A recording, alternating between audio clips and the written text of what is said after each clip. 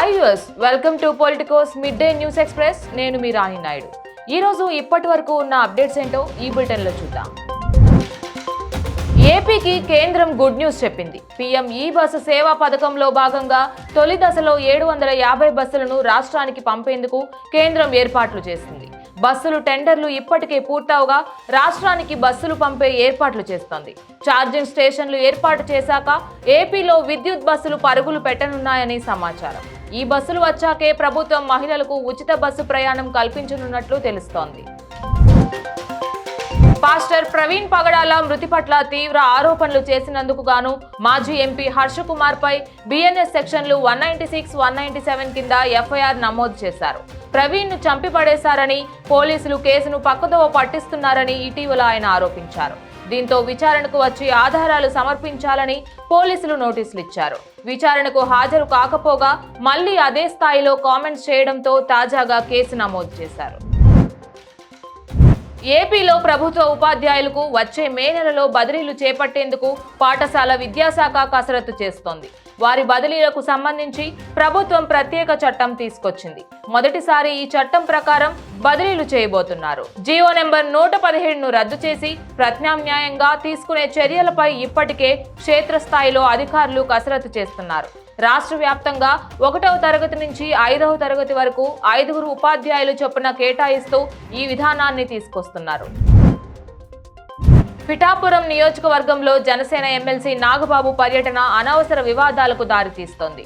ఆయన పర్యటనలో TDP incharge వర్మను పట్టించుకోవడం లేదు.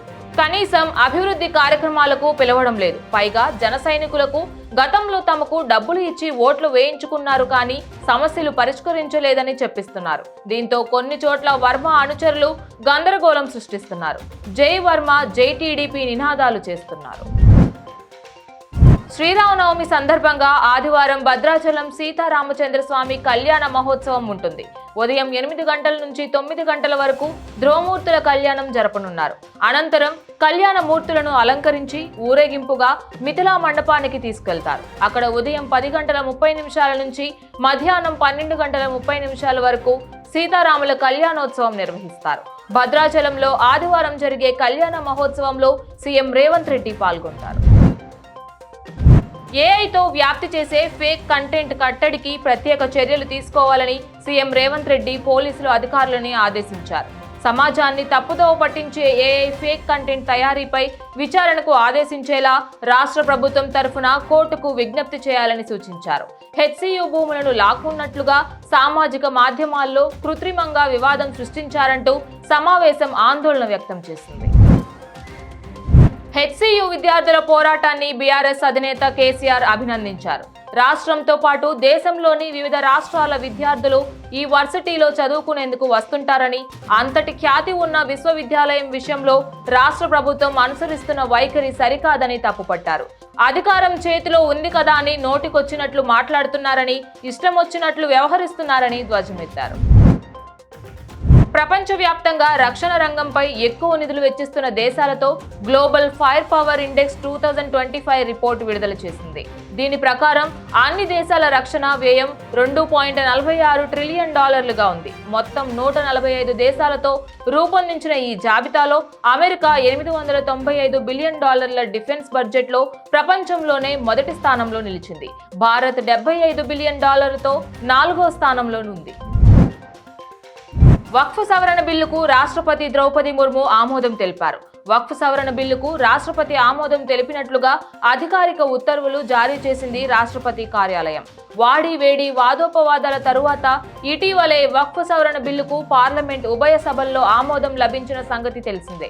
మరోవైపు వక్ఫ్ సవరణ బిల్లుపై కాంగ్రెస్, ఎంఐఎం, ఆప్ పార్టీలు న్యాయ పోరాటానికి దిగాయి. ఈ బిల్లును సవాల్ చేస్తూ సుప్రీంకోర్టును ఆశ్రయించాయి. బిల్లును వ్యతిరేకిస్తూ వేర్వేరుగా పిటిషన్లు దాఖలు చేశాయి. ఏప్రిల్ నెలాఖరు అలాగే మే నెలల్లో బంగారు ధర మరింత తగ్గుతుందని నిపుణులు అంచనా వేస్తున్నారు. రష్యా ఉక్రెయిన్ మధ్య శాంతి చర్చలు ఫలించి యుద్ధ విరమణ చోటు చేసుకుంటే పసిడి ధర మరింతగా దిగొస్తుందని మార్కెట్ వర్గాలు అంచనా వేస్తున్నాయి.